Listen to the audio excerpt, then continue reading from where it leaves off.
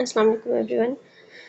अच्छा जी, तो last video में हमने डिवीजन्स ऑफ बायोलॉजी और ब्रांचेस ऑफ बायोलॉजी डिस्कस किया था। अब आज की वीडियो में हम पढ़ेंगे relationship of biology with other sciences. Biology is a multi-dimensional subject and linked with other sciences. For example, the movement of animals follows the law of motion in physics. Biology जो है वो एक multi dimensional subject है जो कि दूसरी sciences के साथ लिंक है। किस तरह से, इसकी एग्जांपल उन्होंने एक बताई है कि जिस तरह एनिमल्स, कोई भी लिविंग एनिमल मूवमेंट कर रहा होता है तो वो किसको फॉलो कर रहा होता है, लॉ ऑफ मोशन को फॉलो कर रहा होता है, जो कि हम कहाँ स्टडी करते हैं, फिजिक्स में स्टडी करते हैं। तो इस तरह से फिजिक्स और बायोलॉजी जो है वो एक दूसरे से क्या हो जाते हैं, लिंक हो जाते हैं। Biology is considered as interdisciplinary sciences which is related with other sciences. Some of these are mentioned below. अब आगे उन्होंने एग्जांपल्स बताएंगे उन साइंसेस की जिनके साथ बायोलॉजी जो है वो लिंक्ड है। सबसे पहले है बायोफिजिक्स, जैसा कि उन्होंने ऊपर एग्जांपल में भी बताया, इसी तरह से अब आगे उसकी मज़ीद डेफिनेशन है। It is the branch of physics, physics की ब्रांच है जिसमें लॉस और टेक्निक्स ऑफ फिज़िक्स इंसान की ज़िंदगी पे या किसी भी लिविंग ऑर्गेनिज्म की ज़िंदगी पे अप्लाई हो रहे होते हैं, उसे हम क्या कहते हैं, बायोफिजिक्स कहते हैं। रेडियो फिजिक्स एक और ब्रांच है जहाँ पे रेडियो एक्टिव आइसोटोप्स को यूज़ करके जो है वो ट्रांसलोकेशन ऑफ डिफरेंट मटेरियल की जाती है ऑर्गेनिजम्स में। इसके अलावा radio labelling, carbon dating also show some uses of radio active isotopes in determining the age of fossils. इसी तरह से इन्होंने बताया हुए कि कुछ रेडियो लेबलिंग और कार्बन डेटिंग हैं जो कि यूज रेडियो आइसोटोप से मिलते हैं, रेडियो एक्टिव आइसोटोप से हमें मिल रहे होते हैं। ये कहाँ यूज हो रहे होते हैं, जो पुराने फोसल्स वगैरह मिलते हैं कुछ इलाकों की खुदाइयों में, जैसे कि तो उनकी एज को डिटरमाइन करने में, मतलब एज पता करने में कि ये फॉसिल कितना पुराना होगा, उसको डिटरमाइन करने में वो हेल्प कर रहे हम यूज़ कर रहे होते हैं रेडियो लेबलिंग और कार्बन डेटिंग एलिमेंट्स, इस टाइप के जो एलिमेंट्स हैं उनको। Uses of sound waves as ultrasound and laser technology show relations of physics with biology. अब क्या है, साउंड वेव का जो यूज़ है, साउंड वेव भी क्या है, फिजिक्स से ही आती है। साउंड वेव का यूज़ किस में हो रहा होता है, अल्ट्रासाउंड में, लेज़र टेक्नोलॉजी में। ये सब कुछ क्या शो करता है, बायोलॉजी का फिजिक्स के साथ रिलेशन। नेक्स्ट है बायोमैथमेटिक्स या biometry, branch of mathematics which collects data of living organisms. Mathematics की वो ब्रांच जो लिविंग ऑर्गेनिजम्स का डेटा कलेक्ट करने में हेल्प कर रही होती है, वो क्या कहलाती है, बायो मैथमेटिक्स या biometry. It plays very important role in research. Next है biochemistry, it is the branch of biology which deal with the study of molecules which forms living organisms or cells and require authentic knowledge about biology and chemistry to explain the synthesis of biomolecules and functions of different molecules in the body of an organisms। ये वो branch है जिसमें हम study करते हैं कि living organisms में जो मौजूद मॉलिक्यूल्स हैं वो किस तरह से सिंथेसाइज किए जाते हैं। तो इसमें सिंथेसाइज मॉलिक्यूल्स की सिंथेसिस आ जाती है केमिस्ट्री में, तो इस तरह से केमिस्ट्री जो है वो बायोलॉजी से लिंक कर जाती है। नेक्स्ट है biogeography, it deal with the distribution of different living organisms in different geographical regions of the world. Many living organisms are restricted to particular geographical region due to environmental conditions। अब इसमें हम ये पढ़ रहे थे कि मुख्तलिफ जो लिविंग ऑर्गेनिजम्स हैं उनको रहने के लिए अलग अलग टाइप का एनवायरनमेंट चाहिए, अलग टाइप के एनवायरमेंटल कंडीशंस चाहिए। तो इन सबको स्टडी करना बायोजियोग्राफी कहलाता है, मतलब एनवायरमेंटल कंडीशंस को स्टडी करना कहलाता है जियोग्राफी, और लिविंग ऑर्गेनिजम्स को स्टडी करना क्या कहलाता है, बायोलॉजी। अब लिविंग ऑर्गेनिजम्स को रहने के लिए जो इन्वायरमेंटल कंडीशंस चाहिए उन सबको मिला के स्टडी करना क्या कहलाता है, बायोजियोग्राफी कहलाता है। नेक्स्ट है bio economics, this deal with the economically important organisms involve in production, meat production, जो इकोनॉमिक्स में हेल्प कर रहे होते हैं, मतलब कि मईशियत में हेल्प कर रहे होते हैं, वो चीज़ें, वो जानदार, वो लिविंग ऑर्गेनिजम्स। जैसे कि मीट प्रोडक्शन हो रही है, मीट प्रोडक्शन भी क्या है, एक इकोनॉमिकली इंपॉर्टेंट ऑर्गेनिज्म से हासिल हो रही है, मीट जो है वो हमें काऊ या फिर हैन वगैरह से हासिल हो रहा होता है। तो ये सब किस में आते हैं, इकोनॉमिक्स में आते हैं।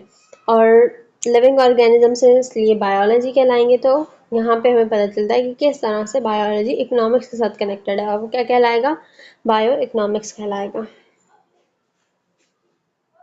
अच्छा, इसमें हम जो है वो उनकी कॉस्ट वैल्यूज़ और प्रॉफिट वैल्यूज़ को भी कैलकुलेट कर रहे होते हैं साथ में।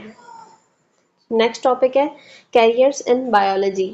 The career of a student is subject to obtain a degree।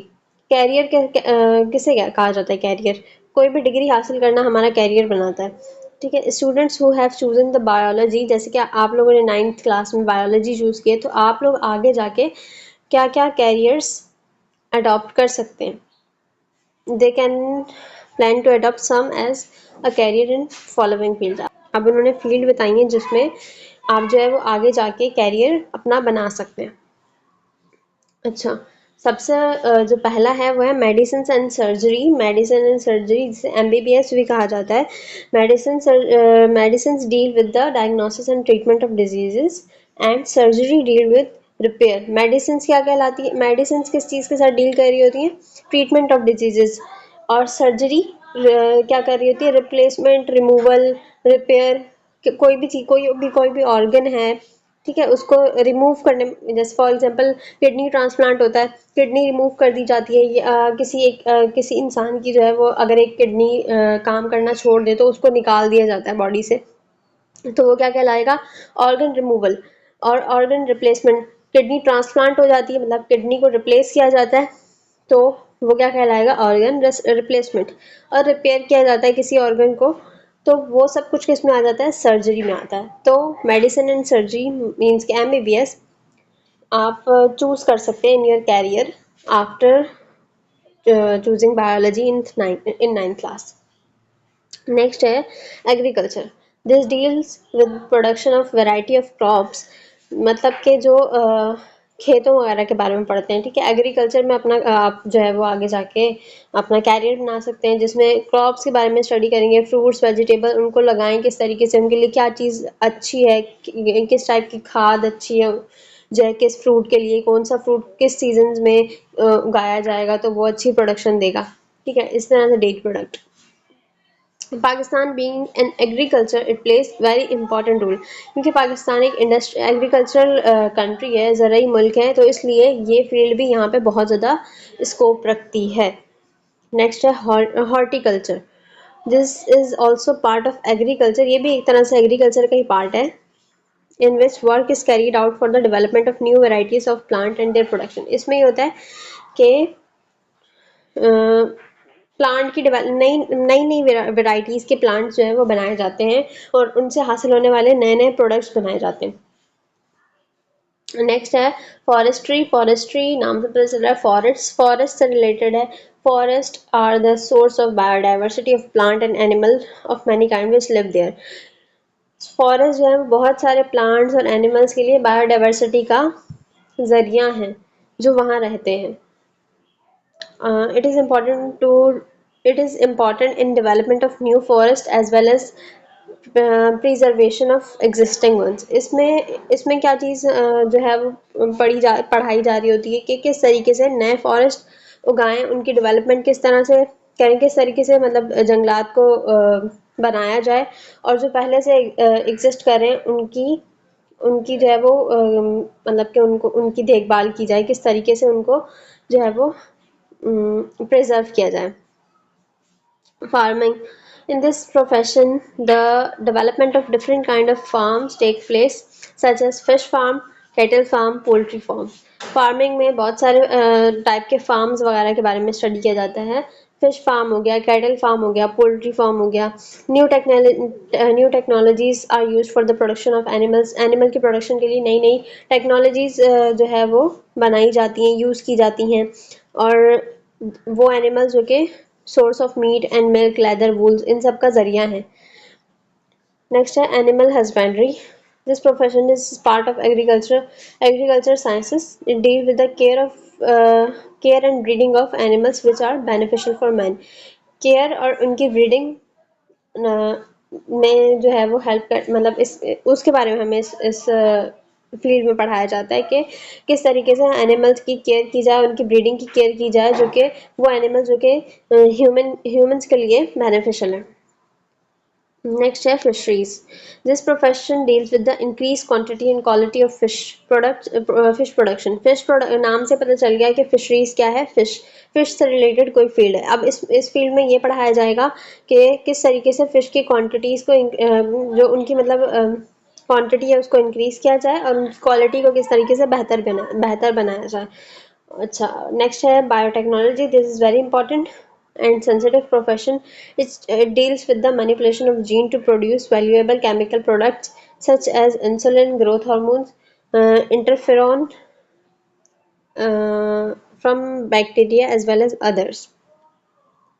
ये भी एक बायोटेक्नोलॉजी एक बहुत इम्पॉर्टेंट प्रोफेशन है। इसमें जो है वो जीन्स की मैनिपुलेशन के बारे में स्टडी किया जाता है, किस तरीके से जीन को मैनिपुलेट किया जाता है केमिकल प्रोडक्ट्स को यूज़ करके, किस तरीके से जीन्स को जो है वो नया प्रोडक्ट बनाने के लिए इस्तेमाल किया जाता है, सच एज इंसुलिन जो शुगर के पेशेंट्स यूज़ करते हैं, ग्रोथ हार्मोन्स, इंटरफेरॉन्स, ये सब कुछ जीन्स की जो है वो मैनिपुलेशन करके बनाई गई वो ड्रग्स हैं। तो इनको किस तरीके से बनाया जाए, किस तरीके से यूज़ किया जाए, ये सब कुछ हम कहाँ पढ़ते हैं, बायोटेक्नोलॉजी में पढ़ते हैं। नेक्स्ट है कुरान बायोलॉजी। ये क्वेश्चन अब पेपर में नहीं आता, तो इसलिए हम इसको नहीं पढ़ेंगे, स्किप कर देंगे। नेक्स्ट इसके बाद टॉपिक है contribution of Muslim scientist. It is very important topic. अब यहाँ पे हम अपनी वीडियो ख़त्म करते हैं और ये जो टॉपिक है हम अपनी नेक्स्ट वीडियो में कंटिन्यू करेंगे। और आज के लेक्चर में अगर आपको कोई चीज़ समझ ना आई हो या कोई क्वेश्चन हो तो आप कमेंट करके मुझसे पूछ सकते हैं। I will surely reply each of your comment. अल्लाह हाफ़िज़।